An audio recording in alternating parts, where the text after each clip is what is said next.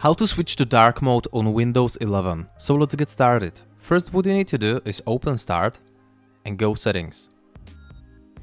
Then you will find Personalization, click on it, and then go Colors.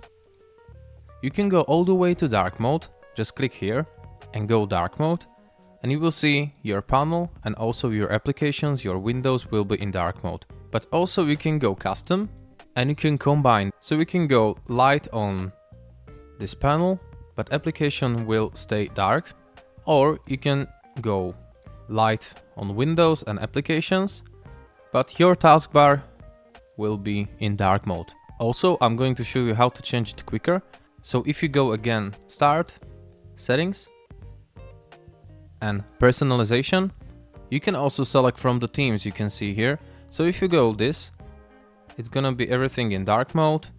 Also, this one is dark mode, this one is dark mode, this one is light. So this is how can you also change the whole theme to dark mode. Thank you for watching. If you find this video helpful, please hit the like button. If you have some questions, leave a comment. And if you want to see more, subscribe and have a nice day.